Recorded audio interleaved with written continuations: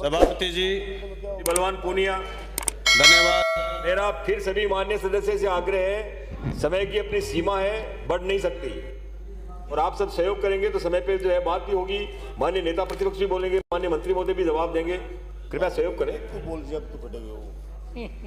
माननीय अध्यक्ष जी, धन्यवाद आपका कि एक बहुत महत्वपूर्ण किसानों की इस कर्ज माफी की बहस में आपने मुझे भाग लेने का मौका दिया। हालांकि ये मौके हमने संघर्षों के बल पर भी लिए। ये मौके 13 सितंबर 2017 की रात 1 बजे गत भाजपा सरकार ने लिख के दिया था कि 50,000 रुपए किसान का, राजस्थान प्रदेश के किसान का कर्ज माफ किया जाएगा। जो बड़ी बड़ी बात इस सदन में कर रहे, वो केरल जाके आए थे, वो कर्नाटक जाके आए थे, वो पंजाब भी जाके आए थे, फिर भी फरवरी में इस सदन में भूत और भूतनी नचाए थे उन्होंने, तब जाकर के कोई 10,000, 20,000, 30,000 की फुलड़ी किसानों को दी थी। पर इससे ज्यादा दलील करने की आप स्थिति देखिए, किसान को इन्होंने फिर भी लोगों को राजस्थान की राजधानी में नहीं घुसने दिया और ये कहा कि सदन में तो अब भूत और भूतनी आ गए, इसलिए यातांत्रिक बुलाए गए। धन्यवाद राजस्थान की जनता का कि भूत और भूतनियों को बाहर भगा दिया और कुछ ऐसे लोग आ गए जो किसानों पर गंभीरता से चर्चा करना चाहते हैं। मित्रों, भाइयों और बहनों, 2022 में आय दुगनी कर दी जाएगी, पर मेरे पास एक बैंक का कागज है। यह कागज क्या कह रहा?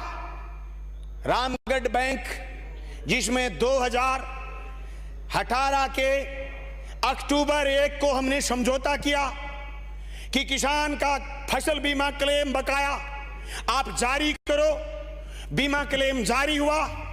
हम विधायक भी बने, उस समय 2.5 करोड़ रुपए 1300 किसानों के खातों से ब्याज वापस हमने लिया।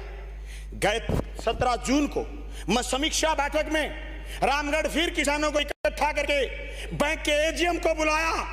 ये कागज है मेरे पास, सिर्फ 97 लोगों की लिस्ट है।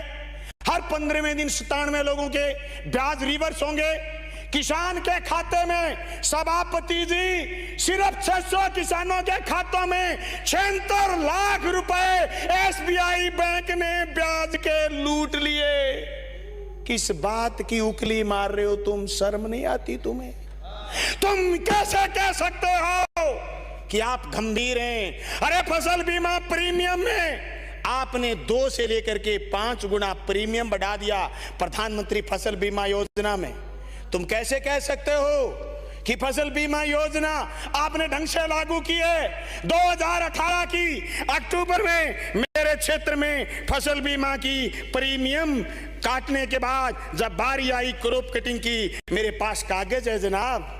कागज कह रहा है मरे हुए किसान के दस्तखत कर लिए गए, मरे हुए किसान से अंगूठे लगवा लिए गए। जो किसान 5 साल पहले मर गया था, उसे क्रॉप कटिंग के आंकड़े बदला लिए गए और उस गांव में, अनूप शहर गांव में बीमा नहीं आया। मेरी तहसील के 7 पंचायतों में बीमा नहीं आया। मैं चुनाव में लगा था, मेरी गलती ये थी। पर अब मैं आपके माध्यम से कहना चाहता हूं राजस्थान की सरकार को, उस किसान के साथ न्याय कीजिए। हम केंद्र और राज्य में नहीं उलझना चाहते। हमें किसान के सामने जो स्थिति है, मैं सारे सदन से कहना चाहता हूं, मेरे साथी पहले कह रहे थे कि इस सदन से मांग गई थी केंद्र को, और केंद्र में मांग जाने के बाद केंद्र ने क्या किया कि किसान को बहुत फायदा दिया, राशि बढ़ाई। 5 साल में नए किसान को इन्होंने, गत सरकार ने ऋण नहीं दिया, पर उदयलाल जी अभी आपने भी नहीं दिया। देंगे, दिया नहीं। मैं इस बात से नाराज हूं, मैं नाराज हूं इस बात से।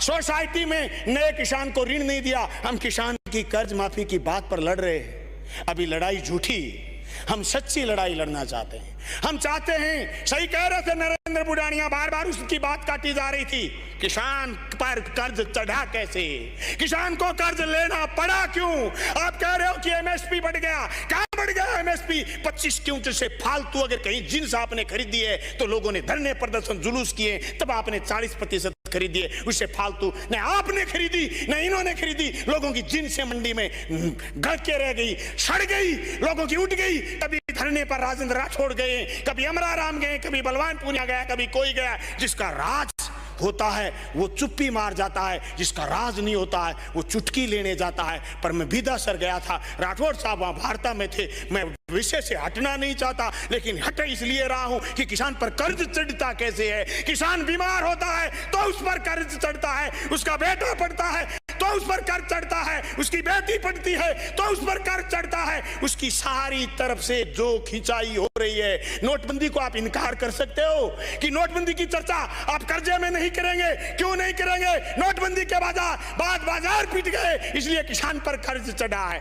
किसान इस देश में 70% है, उस पर कर्ज बाजार की चीजों से चढ़ता है। कर्ज सिर्फ और सिर्फ जीएसटी से नहीं चढ़ेगा। कौन कह सकता है ये? अरे जीएसटी सरसों पर 6 बार, माननीय सदस्य समाप्त करें। 6 बार सभापति जी, 6 बार जीएसटी सरसों पर लगती है। किसान के बीज लाने से लेकर वापिस तेल निकालने तक किसान पर 6 बार जीएसटी लगती है।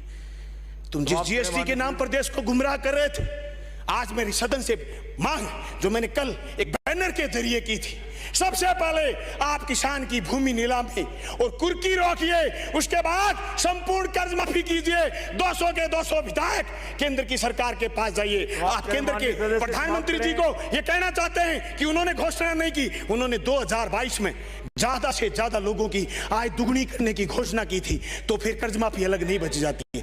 इसलिए मेरा निवेदन है सभापति जी कि राजस्थान का पूरा सदन अगर किसानों के लिए चिंतित है तो किसान की संपूर्ण कर्ज मुक्ति के लिए, फसलों के लाभकारी दाम के लिए पहले कदम राजस्थान की सरकार उठाए कि जो आपने नीलामी के नोटिस दिए हैं, कुर्की के नोटिस दिए, वो नोटिस फौरन रोकिए, यही रोकिए। जैसे हनुमानगढ़ जिले में 22 तारीख को सूरजाराम की आत्महत्या के बाद हमने वहां के कलेक्टर से रुकवाए, पूरे राजस्थान में रुकवाई। मेरी ये इल्तिजा है सभापति जी, आप राजस्थान की सरकार को कहिए कि आज के दिन से ही पूरे राजस्थान में भूमि नीलामी के कुर्की के वारंट रोकिए और किसान की संपूर्ण कर्ज मुक्ति की लड़ाई को आगे बढ़ाइए। बहुत बहुत धन्यवाद।